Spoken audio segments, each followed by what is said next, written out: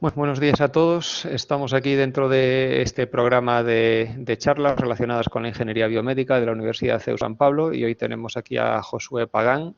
Josué es, por un lado, profesor de la Universidad Politécnica de Madrid y, por otro lado, es el CTO, el Chief Technology Officer de una startup que se llama BrainGuard. BrainGuard ha desarrollado una solución para la predicción de migrañas, para tratar de advertir a una persona que es propensa a sufrir migrañas, pues con media hora, una hora, con algo de tiempo de adelanto, que va a padecer una migraña para que pueda adelantarse en la toma de la medicación o para que pueda ir tomando medidas y prepararse. Y está basada, por un lado, en un dispositivo wearable y por otro, pues en algoritmos de predicción que, según yo entiendo, corren en el teléfono móvil del paciente, aunque ahora Josué nos lo va a contar en bastante más detalle, ¿no? Entonces, es una empresa bastante interesante que nace a partir de investigación científica que entiendo que se hizo principalmente en la Universidad Complutense de Madrid y con la colaboración del Hospital Universitario de la Princesa, y que se está ahora llegando a la etapa de transferencia tecnológica y convirtiéndolo en un producto, en algo que la gente pueda aprovecharse de esa innovación científica. Entonces, no sé si he hecho bien la descripción, Josué, pero él nos lo va a contar ahora en más detalle qué es lo que hacen en BrainGuard. Pues muchas gracias, Abraham, que has hecho una descripción perfecta. Bueno, me has adelantado un montón de trabajo. Efectivamente, bueno, voy a compartir mi pantalla. Y efectivamente, como dices, soy profesor de Teleco en la Universidad Politécnica. Anteriormente fui investigador, hice la tesis en Ingeniería Informática por la Universidad Complutense y de ahí nació este proyecto, que como bien has indicado es una solución para el manejo y control y predicción de crisis de migraña, ¿vale? Os voy a contar un poco, podéis pararme cuando queráis y luego al final sé que hay un turno de preguntas, pero si me salto algo que creéis que es súper interesante o no lo he contado, os interesaría saber cómo, no dudéis en pararme. Voy a contaros un poco, como tengo este doble gorro de investigador, profesor y también emprendedor, pues os voy a contar cómo nació la idea, a qué nos agarramos, ¿no? A qué temática estamos, la medicina personalizada. Os contaré, por supuesto, en qué consiste la migraña y el manejo predictivo de esta enfermedad, ¿no? Y al final acabaré contándoos un poco nuestra experiencia de emprendimiento, porque entiendo que algunos de vosotros, pues, bueno, estáis terminando grado, otros máster, algunos quizás continuación de investigación o acabe con algún profesor colaborando, quizás pueda dar lugar a algún tema de emprendimiento y transferencia tecnológica, como ha dicho Abraham. Bueno, pues BrainGuard es una pequeña startup que es una spin-out de la Universidad Complutense de Madrid y del Hospital de la Princesa de Madrid, que está por Barrio Salamanca, en Diego de León. Nuestra misión es ayudar a los pacientes que sufren de migraña a mejorar su calidad de vida.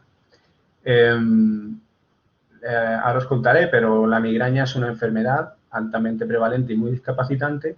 Y aunque no es como si te rompes una rodilla o te partes un brazo en el que sangras y se ve una herida, los pacientes que la sufren están muy incapacitados por esta enfermedad, ¿de acuerdo? Todo esto surge hace unos años cuando, a través de una charla muy informal en el hospital, un equipo de neurología, el equipo de neurología de allí, de cefaleas en concreto, de dolores de cabeza, se nos acerca porque estábamos hablando un poco de lo que hacíamos, ¿no? Modelado predictivo, machine learning, etcétera, y nos dicen que tienen una idea que quisieran probar con las metodologías que usábamos nosotros en otro área totalmente distinta que no tenía nada que ver con la migraña. Y su pregunta era, ¿es posible predecir una crisis de migraña utilizando variables biométricas? Variables como pues, el ritmo cardíaco, la temperatura corporal, etcétera. Así que, bueno, pues nos juntamos, por entonces médicos, investigadores de la universidad, y tras unos primeros resultados y una publicación de algún patente y registro de software, etcétera, dimos el salto a lo que viene a ser la transferencia de tecnología, acompañado de estas dos instituciones que eran las nuestras, para salir, digamos, de de la caja, o mejor dicho, del cajón de las publicaciones científicas, un poco llevar al mundo real pues todo lo que habíamos aprendido, ¿no? Todo esto se enmarca dentro de lo que es la medicina moderna y lo que es la medicina personalizada. Vamos a hablar un poco de lo que es el paciente experto para nosotros. Nosotros entendemos que en esta medicina moderna el manejo de las enfermedades ya no se hace desde un punto de vista paternalista, es decir, ya no es el paciente el que va al médico y se deja hacer, perdón, sino que el paciente participa de su tratamiento, ¿no? De su evolución, de toma de decisiones, ¿no? Es un paciente, digamos, empoderado, es un paciente experto. Esto ha dado lugar a lo que es la medicina NP, donde N es un número, y en los orígenes, que sería la medicina tradicional, sería la medicina P0, ¿no? Es una medicina, pues, la que se entiende toda la vida, pues ir a consulta una vez cada X tiempo, te dan una receta y te vuelves a tu casa. Ha habido varias evoluciones, ahora nos encontramos en el borde de la medicina P6, ¿no? Y ahí es donde estamos nosotros centrados o donde apuntamos. Pero ya desde la medicina P4, que se define como una medicina personalizada, predictiva, participativa, podemos empezar a trabajar con estos pacientes expertos, ¿vale? Mira, la medicina P4 se caracteriza por ser participativa, en tanto que el paciente pues, utiliza de sus medios, de su conocimiento, de su día a día para tomar decisiones en su enfermedad, por ejemplo, pues utilizando dispositivos apps, etcétera, y poder hacer un listado de sus síntomas, ¿no? Para poder llevar a un médico y que lo evalúe. La medicina P5 añade la P de psicocognitiva, donde además se considera muy importante las capacidades psicológicas o las necesidades psicológicas de los pacientes, lo que hace a cada paciente único, ¿vale? Es una medicina más personalizada todavía y además teniendo en cuenta esas necesidades psicológicas que ahora en la era COVID se están mencionando muchísimo. Y la última, la P6, la más reciente, añade la P de pública. Pública en tanto que es una medicina democratizada. Y esto viene dado gracias al Internet de las cosas, que os sonará por ser un conjunto de elementos que interconectados nos permiten tomar decisiones en base a muchísima información, decisiones más consensuadas, ¿no? Este Internet de las cosas viene dado, como he dicho, por múltiples elementos, como pueden ser aplicaciones móviles, digitalización de registros de salud, que están en los hospitales cada vez más y más digitalizados, aunque todavía lastramos mucho papel, lo que se llama la nube de salud, recientemente telecos o telcos tan grandes como Movistar están anunciando paquetes de salud. O sea, fijaos hasta dónde está llegando esto. O dispositivos de monitorización, wearables, que ya no tienen por qué ser aquellos pegatinas o parches o jerseys súper ajustados, sino que ya son relojes inteligentes tipo Fitbit, tipo los de Amazon, etcétera, que monitorizan continuamente el estado de salud del paciente. Y tenemos a lo largo del tiempo distintas fotografías y además de manera continuada también estados de salud del paciente, ¿no?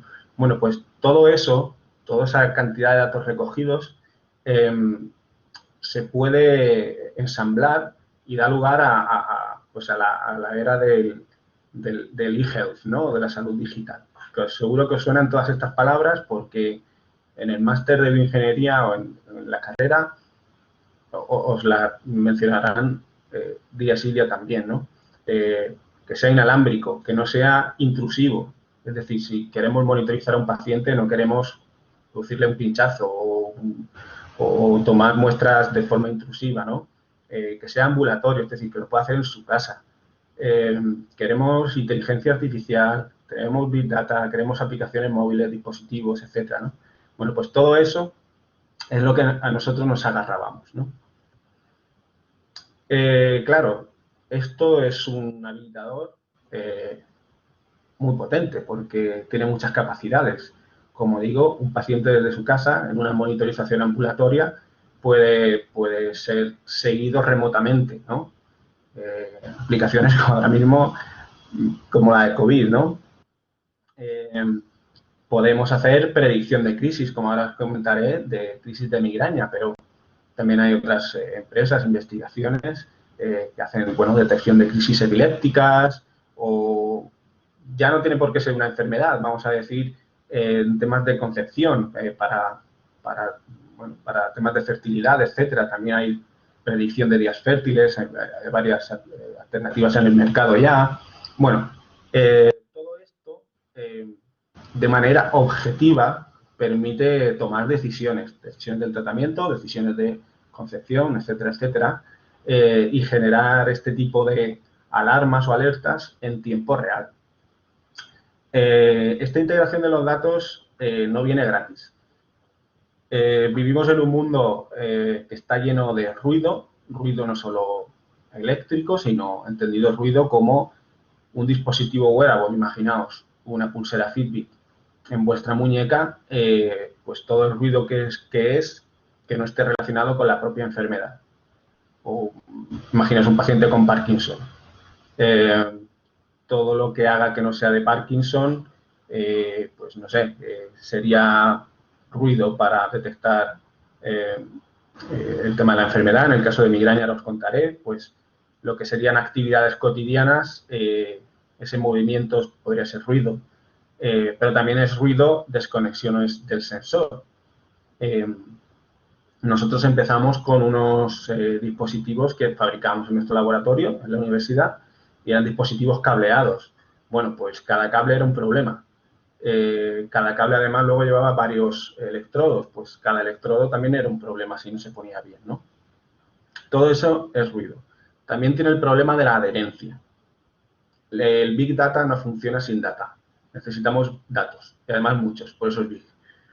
Si el paciente no está adherido al estudio, al programa, al producto y no introduce datos, el sistema no funciona.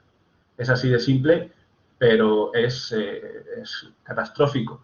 De ahí que haya muchos programas, y nosotros incluso hemos metido programas de gamificación en salud.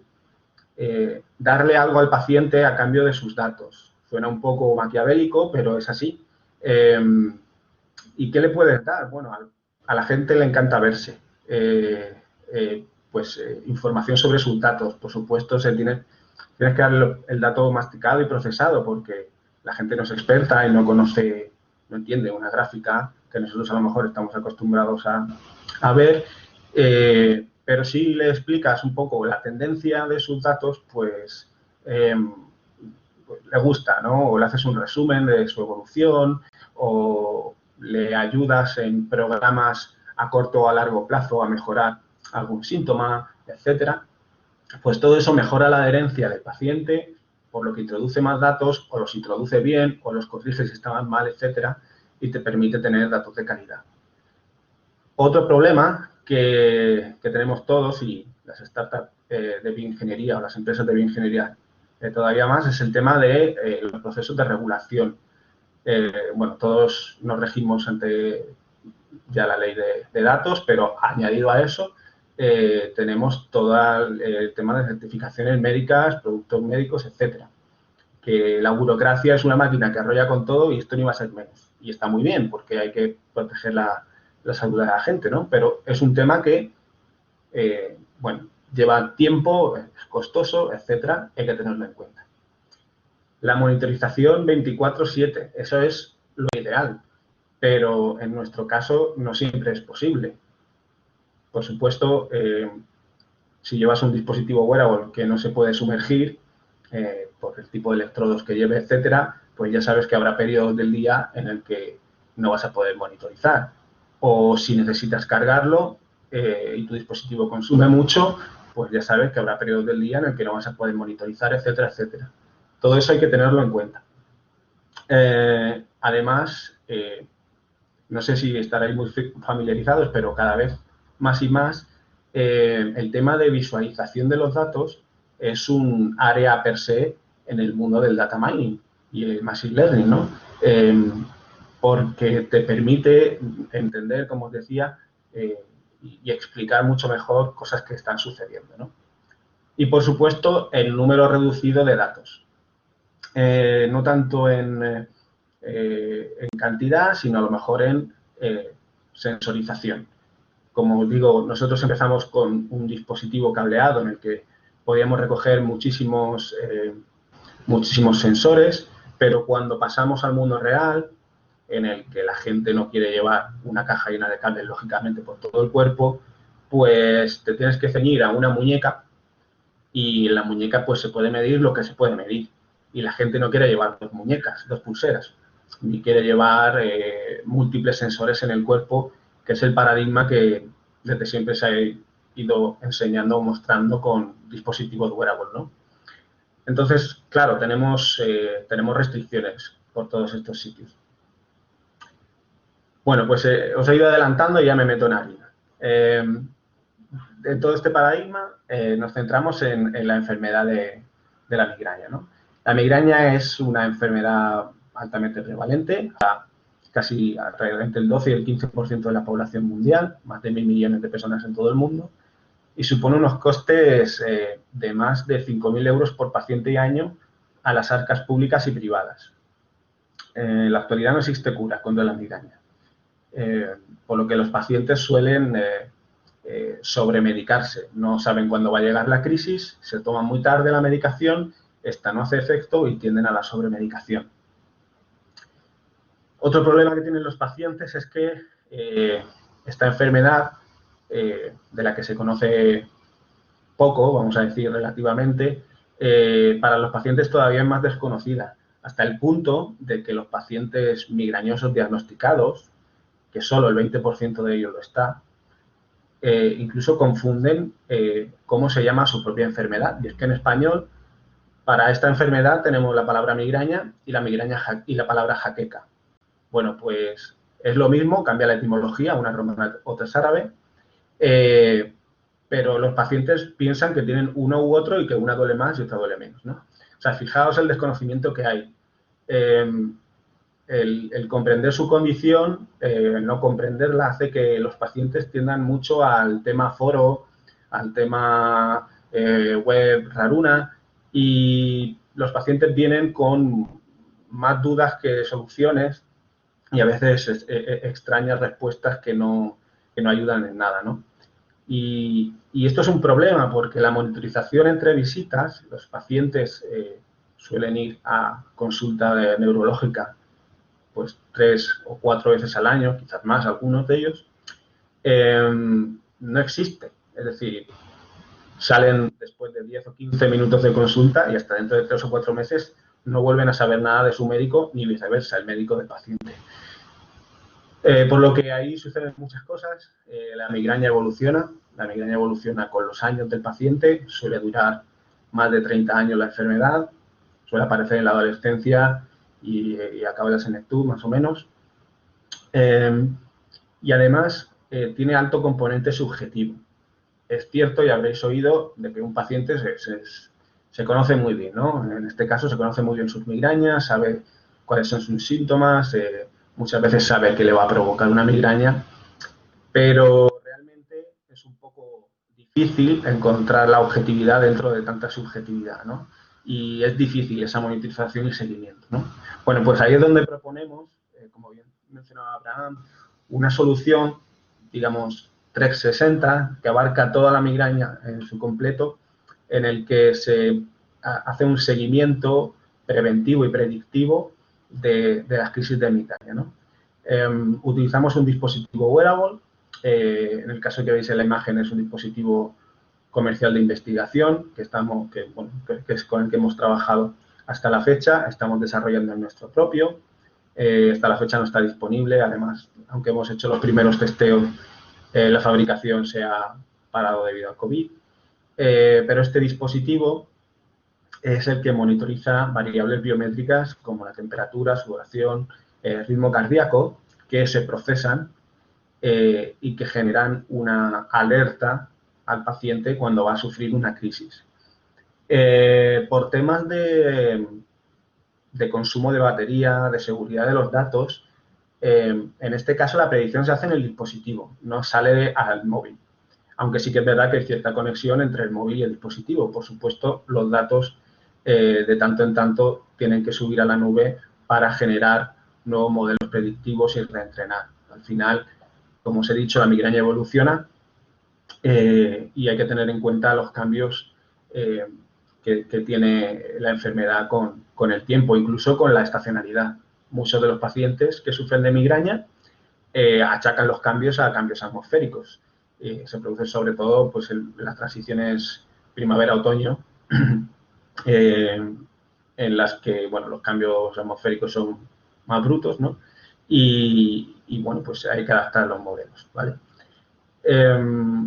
Con esto, bueno, somos capaces de detectar con alta precisión más del 75% de migrañas, o 6 de cada 8 migrañas de un paciente cada mes, con un promedio de unos 25 minutos de adelanto, una media hora. Esto es suficiente para la farmacocinética de los tratamientos actuales.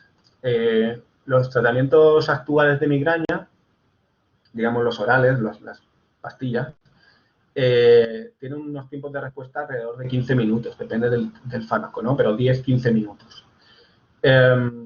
Y esto es suficiente si el paciente toma la medicación con anticipación. En nuestros estudios clínicos hemos incluido ahora ya más de 80 pacientes y bueno, todo ha sido probado y validado científicamente y también está protegido.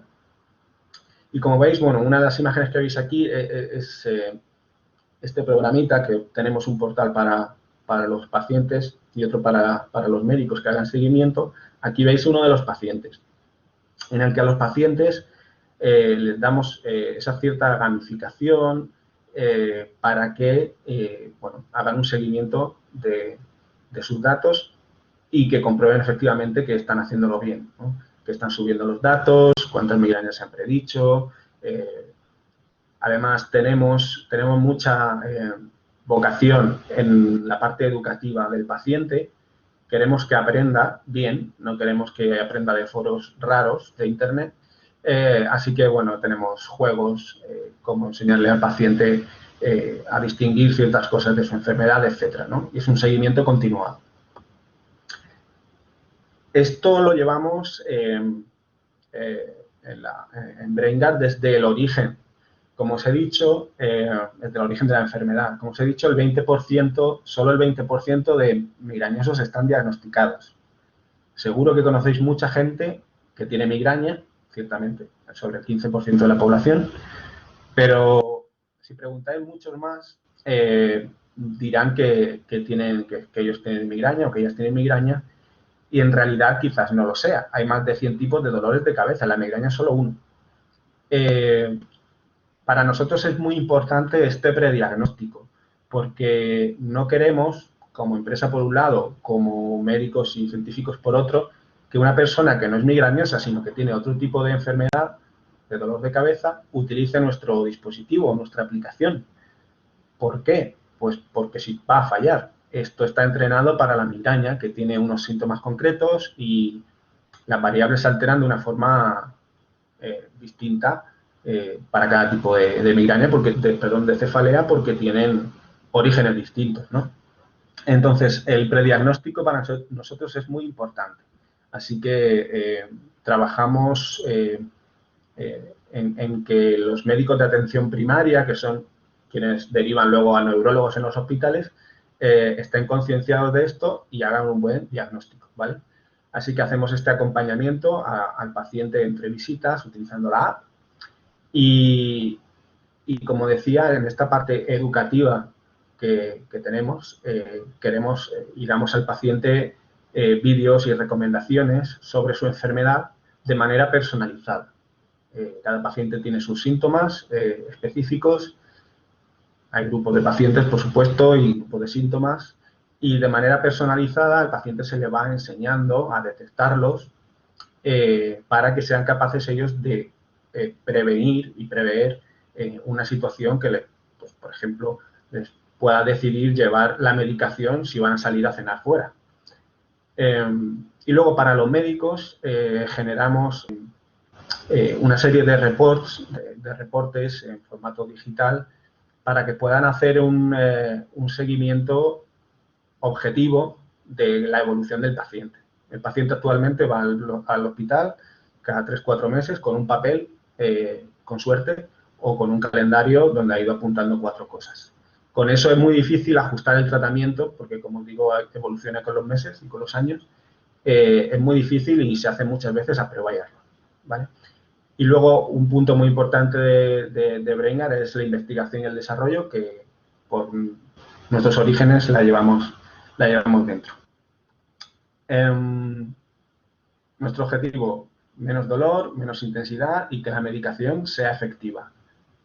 Con esto mejoramos la calidad de vida de los pacientes, reduciendo el absentismo laboral, que es donde está el grueso de los costes. De estos 5.000 euros que os decía por paciente y año, casi el 60% se va simplemente en absentismo laboral, escolar, etc.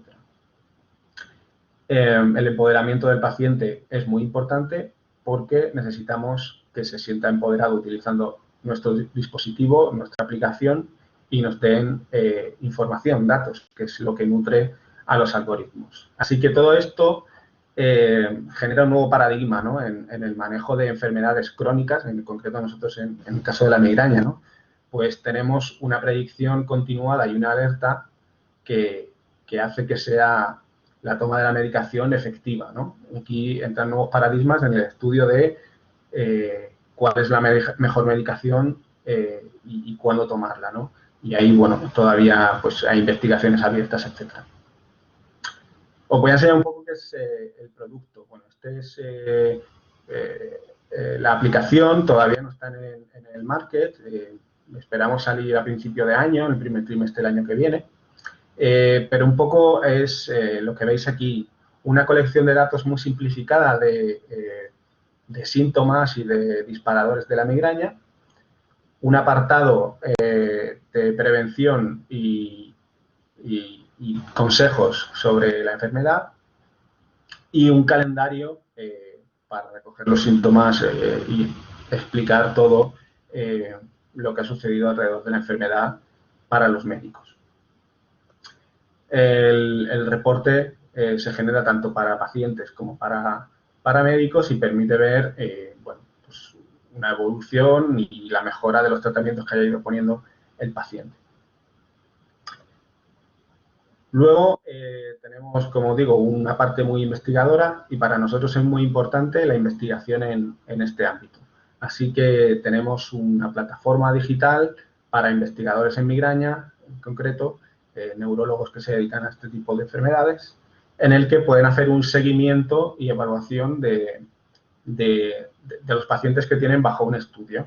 Los estudios, además, pueden ser multicéntricos, como en muchos casos utilizamos, bueno, hay estudios de más de un hospital a nivel nacional y bueno, ahí se administran, ¿no?, el acceso y la gestión de pacientes, todo desde el punto de vista con protección de datos, etcétera.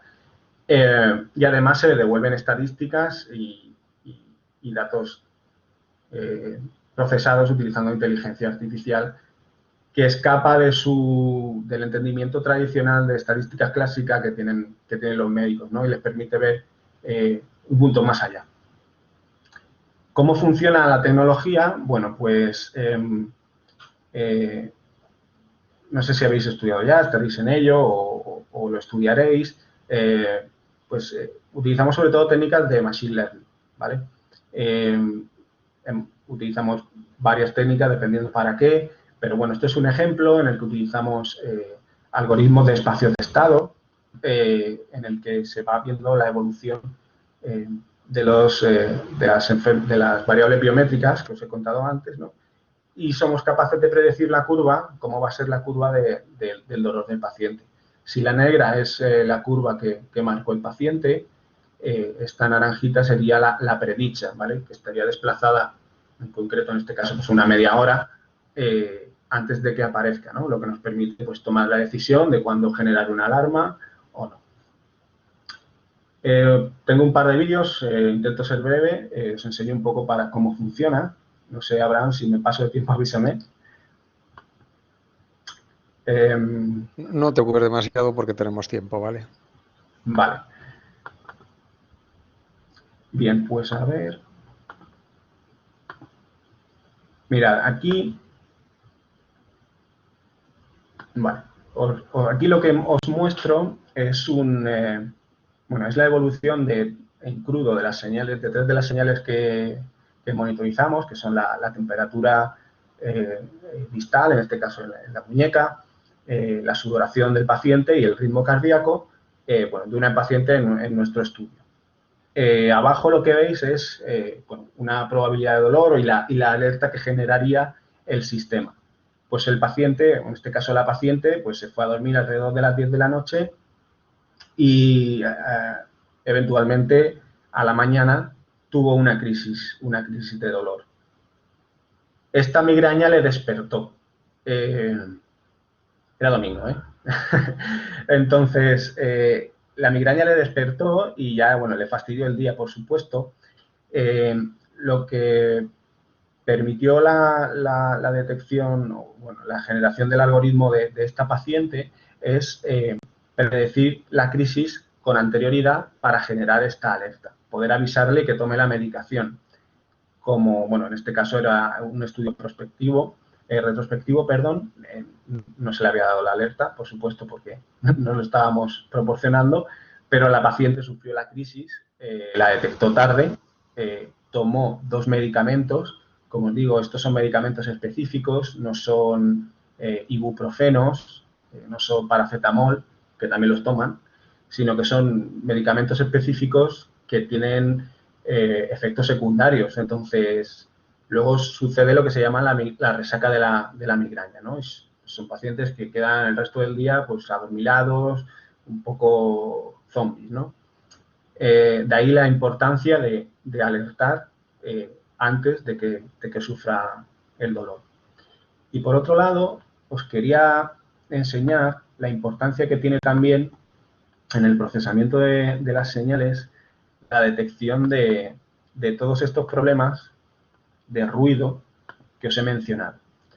Mirad, bueno, esto es un sistema simulador, no me voy a meter, si queréis puedo hablar más en detalle luego, pero en el que veis, perdón, aquí lo que veis arriba es una de las señales, que es la de temperatura, y abajo veréis la predicción, tanto el dolor marcado por el paciente, que lo veréis en azul, y la predicción sin ruido y con ruido, es decir, la señal de temperatura sin alterarse y la señal alterada, ¿no? Pues dentro de todo el bucle de predicción y todo el sistema hemos metido unos módulos, una inteligencia para detectar cuando se producen errores y corregirlos, ¿vale? Estas anomalías en los sensores. En el caso de los wearables, es muy común que un paciente se mueva el reloj porque bueno, pues se le pega, le suda la muñeca y lo mueva. La desconexión de los sensores en este caso depende de cuál, es bastante crítica. En el caso de la sudoración es muy crítica. En el caso del ritmo cardíaco, si se ve mucho la lucecita verde, esa persona está llevando mal el Fitbit, ¿vale? Entonces, si hay mucha capa de aire entre el contacto de la piel y el sensor, esa medida está muy falseada. Si eres capaz de detectar que los valores no son normales, primero, puedes corregirlo y segundo, puedes alertar para que el paciente lo arregle, ¿vale? Si pasado un tiempo no eres capaz de corregirlo, tienes que tomar decisiones y eso es lo que se presenta aquí. Mirad, ha ido evolucionando la temperatura, en este caso, el resto de variables, pero bueno, se genera una predicción, se genera una alarma de migraña y aquí imaginaos que sufre una desconexión el sensor. Esto es un caso real en el que estuvimos manipulando la señal de un dispositivo cableado. Esto no era un wearable. Os salto esta parte que es más fea. Pero aquí lo que veis es que somos capaces de detectar esta desconexión, solo perdemos pues, unos segundos y regeneramos esta señal, ¿vale? Para que el modelo, la predicción del modelo predictivo, que sería, la ideal sería la verde, que es el modelo sin ruido, la roja, veis que aquí se estaba alterando, pueda recuperar, ¿no?, la línea de tendencia que tendría que seguir el dolor, ¿vale? Esto lo que nos permite es, por supuesto, no generar falsos positivos o generar incluso falsos negativos, ¿no? Lo de falsos positivos y falsos negativos, por si alguno luego me lo quiere preguntar, es un tema que ni los propios médicos se aclaran, ¿no? Hay bastante división entre médicos y pacientes de qué prefieren, si falsos positivos o falsos negativos. Es decir, que me invente migrañas o que no me las invente. Es decir, o que, mejor dicho, que las falle, que no las prediga. Hemos hecho varias encuestas y depende mucho del paciente y del médico, depende de si son más conservadores o menos conservadores y depende mucho de la medicación y otras alteraciones que tenga el paciente, ¿vale? Nosotros jugamos con estos horizontes de tiempo para poder, bueno, hacer algoritmos más conservadores o menos conservadores. Cuanto más conservador es el algoritmo, menos tiempo tienes para predecir, lógicamente, es decir, cuanto, digamos, más filtros pongas a esta predicción, pues retrasas la toma de decisión de alerta. Por otro lado, si quieres predecir con 1 hora de antelación, pues sabes que tiene más probabilidades de fallo, ¿vale? Y ahí ya viene este nuevo paradigma del manejo de la enfermedad que os comentaba, ¿no? Y que está dando, bueno, debate entre los neurólogos de la comunidad, ¿vale? De la comunidad científica, quiero decir. Pues aquí lo que hacemos es, si no somos capaces de regenerar nunca más, perdón, la calidad del sensor, el dato, lo que hacemos es utilizar otro modelo que prescinda de este dato por un tiempo, ¿vale? Así conseguimos mantener la predicción, digamos, a raya, ¿de acuerdo? En esto es una simulación en el que hacíamos todas las perrerías posibles al sensor.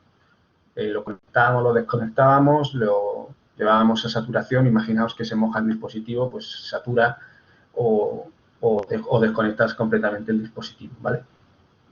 Bueno, pues esto es un poco alguna de las partes de cómo funciona el dispositivo. Y ya, bueno, para ir cerrando un poco todo esto, me voy a ir acercando a la parte más de emprendimiento, de la startup. Algo que se habla poco, pero que luego duele mucho, es la parte de regulación, los procesos de regulación. Desde hace no mucho, en la Unión Europea, aparte de la ley de la GDPR, de la Ley de Protección de Datos, como os he mencionado antes, tenemos la parte de seguridad informática de datos de salud. Un dispositivo médico no tiene por qué ser algo físico, también puede ser un software, como sería nuestro caso, que es unos algoritmos, ¿vale? Que si tiene tratamiento terapéutico o propósito terapéutico o intenta prevenir, monitorizar, manejar, de alguna forma aliviar o modificar el comportamiento de un paciente con respecto a su enfermedad, necesita una legislación propia, ¿vale? Conseguir estos marcados es bastante tedioso. Si alguna vez vais por esta vía y vais a certificar un dispositivo o software que vaya a alterar el comportamiento del paciente con su enfermedad, que sepáis que tendréis que pasar por aquí y más pronto que tarde, porque si hacéis algo y, pues en este caso, abogados que se dedican a redactar estos informes de validez o no, os lo echan para atrás, habéis perdido mucho tiempo y dinero. Entonces, bueno, esto es algo muy importante para nosotros y todas las startups de este ámbito lo tienen que considerar. En todo su completitud. Esta es, digamos, un pequeño diagrama de la suite que tenemos, ¿no? Dispositivo, app, portal web del paciente, bueno, programa para el médico, para gestión de los pacientes y los estudios, y luego todo el backend, que son los servidores, bases de datos, donde están donde se generan los modelos predictivos, etcétera. Bueno, pues cada uno de estos elementos ha de pasar por regulatorio, por un proceso de regulación, ¿vale? Y ya me meto más un poco en la parte de emprendimiento, por si, bueno, alguno está interesado en emprender. ¿Cómo fue nuestra experiencia? Pues, como digo, somos profes y médicos.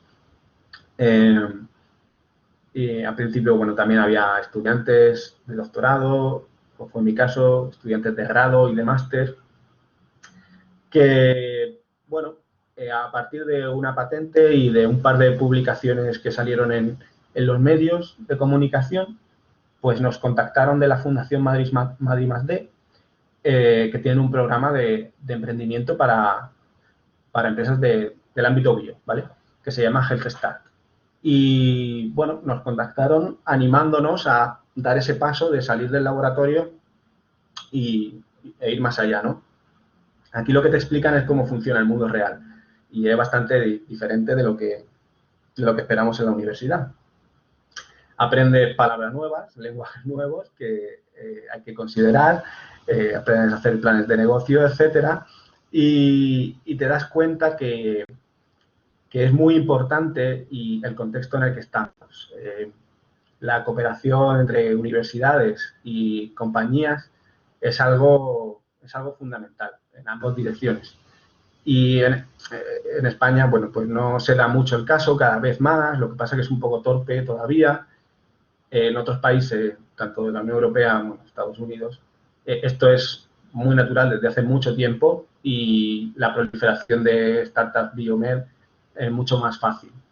Nosotros aquí tenemos un poco más de problema porque la financiación público-privada va más por otros derroteros, sobre todo el sector turismo y construcción hay mucho, ¿no? En temas biomed es bastante caro y biotecnología todavía más caro y hay poco riesgo en España. Entonces, bueno, esto lo digo porque hemos tenido que salir fuera y gran parte de nuestro tiempo es fuera de España, entre comillas fuera, porque es contacto virtual quizás. Bueno, instituciones como HighPeak, que es a nivel europeo, o en este caso EIT Health, bueno, en este caso hemos sido acelerados por ellos y ves como un poco la financiación del emprendimiento para startups biomédicas, pues se lleva mejor por otros lados, ¿vale? Programas de aceleración, digamos, universitarios, tenéis, bueno, sé que tenéis allí, porque he estado también participando algún grupo de estudiantes de tema de emprendimiento. Nosotros hemos participado en uno que se llama Santander Explorer, de Santander, que está en más de 50 universidades, y hemos participado en programas de aceleración de entidades privadas como EIT Health, que es a nivel europeo, y públicas y privadas como Sanitas y la Insufarma, que es una farmacéutica española, ¿vale? Si queréis saber un poco el perfil de lo que buscan, en este caso startups, de bioingeniería es skills o habilidades muy técnicas, ¿vale? Las startups van a lo que van, sobre todo al principio. Las tendencias de mercado, digamos, de la programación, de lo que se usa, va un poco más por delante de lo que se enseña en las academias. Yo soy consciente, soy profesor también.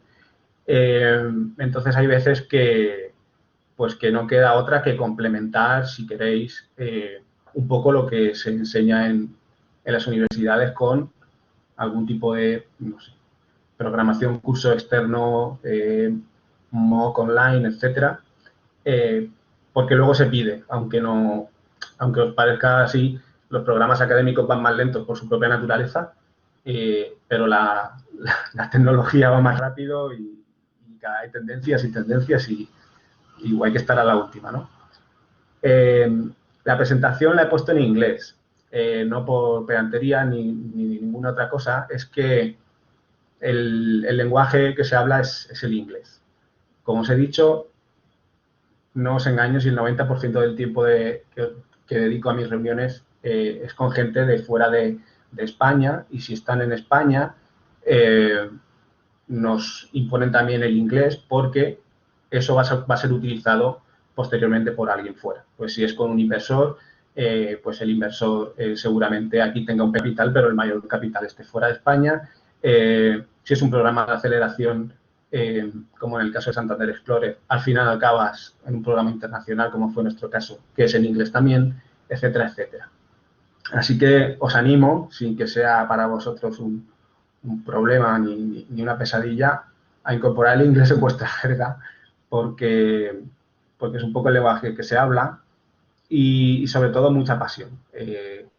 Las startups van a algo muy concreto y necesitan gente apasionada. No es una consultora en la que pueden hacer trabajo más mecánico o trabajo más repetitivo. Aquí se necesita un poco de esa pasión, ¿no? que lleva, bueno, en el mundo bio, la verdad es que la gente es muy pasional, ¿no? Pero es algo que se busca, ¿no? Y la investigación y desarrollo. Una startup de bioingeniería no puede parar de investigar porque es su naturaleza, es de lo que se nutre, y nosotros, de hecho, pues de ahí nacemos, ¿no? Y de ahí nacemos y lo mantenemos. Tenemos doctorandos industriales, colaboración con universidades, compañeras vuestras han estado con nosotros haciendo prácticas en empresa, también hacemos colaboración a nivel más académico, TFMs, TFGs, etcétera, porque para nosotros el tema de becas hemos llevado ahora mismo, tema COVID, etcétera, lo está desplazando todo un poco y el tema becas lo tenemos parado, pero hemos tenido gente becada. Y bueno, vosotros podéis ser los siguientes. Ahora os dejaré mi contacto si queréis hablar. Próximo semestre, año que viene, en cualquier otro momento, prácticas, etcétera, sentidos libres de contactarnos. Si tenéis personas cercanas que creáis que son mirañosos y que creáis que les puede interesar esto, ya no tanto como producto, sino por concienciación, que es algo muy importante, podéis entrar a un blog que tenemos, que ahora mismo lo tenemos un poco paradillo, pero en el que tenemos unas entradas que son mitos y leyendas sobre la migraña que queremos eliminar un plumazo, ¿vale? Y muchísimas gracias por vuestro tiempo. Estoy abierto a cualquier tipo de preguntas y dudas que tengáis. Muchas gracias a ti, Josué, por la presentación. Si queréis hacer algún tipo de pregunta, podéis hacerla en el chat, ¿vale? Lo que has comentado, Josué, del inglés, totalmente de acuerdo contigo. Nosotros el máster y el grado que tenemos es bilingüe, porque lo vemos imprescindible, o sea, completamente imprescindible. Entonces tienen más de la mitad de la docencia ya en inglés y se tienen que acostumbrar a inglés porque es lo que hay. Sí. Respecto a vuestra solución, una curiosidad. ¿Qué parte, o sea, la parte de los algoritmos de predicción, qué parte está publicada y es pública? Por lo tanto, o sea, ¿qué parte es pública y qué parte, o si tenéis algo que hayáis decidido guardaros como propiedad intelectual de la empresa y para que no tenga algún posible competidor que os salga ventaja? O sea, ¿cómo habéis gestionado eso? ¿Está todo publicado y es simplemente el producto o sí que tenéis algo de IP que os habéis guardado ahí? Sí, claro. Bueno, por supuesto hay parte publicada, porque de ahí nació antes la investigación que la empresa, ¿no? Y eso está publicado. Y luego la parte de protección, no está protegido el dispositivo como tal, está protegida la metodología, ¿no? Cómo se procesan esos datos, cómo se obtienen para generar una predicción, en este caso, del dolor de migraña, ¿no? Y eso es lo que está protegido y alguna otra protección intelectual, ¿no? Pero sí, sí hay publicación y nosotros seguimos, como digo, tenemos doctorandos industriales dentro de la empresa, pues que, bueno, hay know-how que puede salir, por supuesto, y otro know-how que se queda, pero sí, sí, hay cosas publicadas, sí. Cosas publicadas y cosas no publicadas, básicamente, o sea, de los dos. Sí. De Sí, lo sí. publicado, ¿puedes comentarnos algo de exactamente cómo se hace esa predicción, no sé, alguna red neuronal, regresiones o qué es lo que estáis haciendo exactamente? De lo Sí, publicado, obviamente. sí, sí, sí. Pues lo que presentaba bueno, por ejemplo, en la salida de ese simulador, eran unos algoritmos de espacio de estados, entendidos quizás casi como una red bayesiana, pero los estados no son estados físicos, sino son estados virtuales, digamos. Al final es un sistema de ecuaciones, ¿vale? Casi como todo, ¿no? En el que, bueno, pues se preprocesan las entradas, se calculan sus características o la palabra features, que seguro que habréis oído ya, pero que es como nuestro mantra, ¿no? Features de las variables. Alimentan a este sistema de ecuaciones, ¿no? Que devuelven una salida. Es una regresión porque la salida es continua, ¿vale? Y bueno, también hemos trabajado y por ahí está publicado temas con algoritmos genéticos que son metaheurística de optimización, que no sé, bueno, son un poco más específicas, pero también daban muy buenos resultados. Y bueno, a ver, es que tampoco es un misterio. O sea, como bien dice, las redes neuronales y son las que dominan el machine learning, ¿no? Pero bueno, luego la combinación de ellas, redes neuronales con otros algoritmos de clasificación supervisada, no supervisada, como digo, damos recomendaciones a los pacientes, hay temas de recomendación, recomendadores, pues todo eso es lo que hace la amalgama, ¿no?, del sistema. Sí. Vale, tenemos aquí una pregunta en el chat. Patricia, ¿vale? Pregunta si tenéis ahora mismo vacantes para entrar a trabajar. O sea, si estáis contratando, entiendo que ya no es un trabajo académico, sino entrar a trabajar.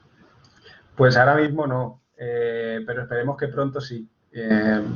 Como decía, el tema COVID nos ha afectado también a nosotros.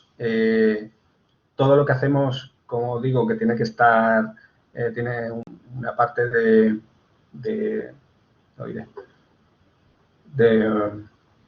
Estudio clínico. estudios clínicos, eso es, tiene una parte de estudios clínicos, gracias, y han tenido que ser pospuestos. Entonces, se ha retrasado todo, se ha retrasado la fabricación del dispositivo, porque, bueno, aunque tenemos el prototipo y hemos hecho pruebas, la fabricación del dispositivo final se ha retrasado.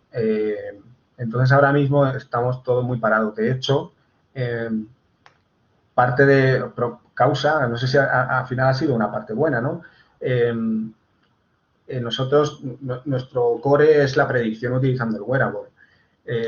Pero vamos a salir al mercado, como os he dicho, ahora a principio de año con una aplicación, porque la aplicación iba linkada totalmente al wearable, pero ahora mismo, al no tener el wearable y retrasarse la fabricación y, por supuesto, la validación de ella,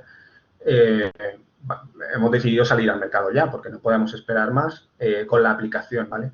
Esta aplicación no va a ser como las aplicaciones que hay en el Apple Store o en el Google Store, que son muchas y alguna muy buena, porque nuestro objetivo no es ser una aplicación más, es una aplicación orientada a pacientes y médicos investigadores. Y es entonces cuando sí que pensamos abrir vacantes. Así que estate atenta porque necesitaremos gente. Sí, sí. Ahora mismo no, pero dentro de poco sí. Vale. Sí, la pregunta ahora si estará disponible. Sí, o sea, estamos grabando esto en vídeo, ¿vale? No sé si es porque no has llegado desde el principio, Patricia, pero sí que estamos grabando esto en vídeo y lo subiremos a YouTube. Sí, vale, pues estará toda la charla de Josué en YouTube. Respecto al tema de la pulsera, entiendo que inicialmente, o sea, lo que hasta ahora habéis estado usando ha sido un Fitbit o otro modelo comercial. Este es otro modelo comercial. Vale. Es un modelo, bueno, es una empresa que también nació como, es una startup, en este caso del MIT, del Politécnico de Milano, se llama Empática. Y tienen dos productos. Uno es predicción de epilepsia con una pulsera que es dedicada para epilepsia. Y luego tienen otra pulsera, que es esta que utilizamos, que se llama Empática E4, que está orientada a investigación, universidad y hospital, ¿vale? Y es la que utilizamos porque, bueno, dentro del mundo wearable, con todos los problemas que tiene, es la que mejor resultados da, es la más confiable y es la que tiene más sensores porque, bueno, pues un Fitbit, por ejemplo, el sensor de sudoración no lo tiene, es más difícil de acceder a los datos, etcétera, ¿no? Y si puedes comentar algo, obviamente, ¿por qué vais a fabricar una? Porque desde un punto de vista de fuera parece que os estáis metiendo en otro berenjenal, ¿no? Porque ya Sí, tenéis bastante entre manos como empresa. Si puedo usar una pulsera comercial y que se encargue otro de fabricarla y de vendérmela mejor que yo tener que diseñar una, fabricar una y meterme los problemas que ya tenéis de que por culpa del COVID se está retrasando la fabricación. Entonces, ¿por qué mejor fabricar una? ¿No os da todos los parámetros que necesitáis? O... eso es. Sí, no, la pregunta, vamos, es oportuna. Por supuesto, nosotros no somos una empresa de hardware, aunque lo parezca porque tengamos que fabricar el dispositivo. Para nosotros la pulsera es un vehículo en el del que cogemos datos, ¿no? Estamos deseando que Apple o Fitbit incluya los sensores que nos faltan. Estamos deseándolo. Porque, claro, nuestro core, nuestro know-how está en el tema de cómo se manejan esos datos, ¿no? Y toda la metodología de procesamiento. Pero no nos hemos metido en el diseño y fabricación per se, es decir, no hemos diseñado una pulsera nueva nosotros, porque eso es costoso y lleva tiempo, sino que hemos hablado con terceros que ya tienen pulseras para otros propósitos, ¿vale? Que se pueden adaptar al nuestro. El tema es que y por eso hemos podido validarlas, ¿no? Pero la fabricación, es decir, ya el ensamblaje, etcétera, todo lo que se ha visto perjudicado. Ojalá solo nos dure esto muy poco tiempo, ¿no? Y como digo, que salga un Fitbit de un Amazon con los sensores, incorporando los sensores, ¿no? Pero de momento no es así y no hay ningún dispositivo en el mercado comercial de los masivos que tenga todos los sensores que necesitamos y que pueda ser accesible, claro, para nosotros adquirir los datos. Ya, ya. Vale, no sé si alguno de los asistentes más quiere preguntar algo. Si queréis, preguntad en el chat, ¿vale? Yo tengo una última pregunta, una última curiosidad. O sea, aunque esto ya es una parte más de negocio, ¿no? Que no técnica, pero ¿tenéis más o menos definido en qué consistiría el modelo de negocio? ¿Venta de la pulsera app gratis, suscripción, mezcla de ambas? ¿Tengo que comprar la pulsera y luego pagar una suscripción? ¿Eso lo tenéis pensado? Sí, claro. Hemos hecho varios, voy a decir otra palabra, focus groups, grupos con pacientes o potenciales clientes, ¿no? ¿Qué desearían? La cosa es totalmente distinta si lo preguntas aquí en España y si lo preguntas fuera. Es una mezcla, pero tira más por la suscripción. La gente en España no está acostumbrada a pagar por la salud y una barrera de un pago por comprar un dispositivo es algo que sería muy difícil de saltar aquí, sobre todo, ¿no? Entonces es más suscripción, pago mensual, donde tienen, bueno, todo este tema predictivo de predicción de migrañas y reentrenamiento de modelos a lo largo de los meses del año y sobre eso pues tendría servicios premium de visualización de datos, descarga de datos, temas de recomendación, etcétera. Vale. Va todo el mundo por ahí. Esta empresa que hablaba de Empática, que tiene un dispositivo para epilepsia, tiene, por decir una, ¿no? Pero hay otras, tienen un sistema igual, es por suscripción y además basado en recomendación médica. Como decía, no quiere, no queremos que alguien que no sea migrañoso diagnosticado lo use porque no le va a funcionar. Tiene que ser un migrañoso diagnosticado, así que nos apoyaremos en la comunidad médica para hacer prescripción o recomendación de este dispositivo. Vale, vale, gracias. Bueno, pues ya última oportunidad si alguien quiere aprovechar para preguntar algo. Si no, tú tenías tu email en la transparencia. Sí, está puesto. Si no, vale. lo pongo por aquí. Si no, también lo puedo mandar yo mismo al chat, ¿vale?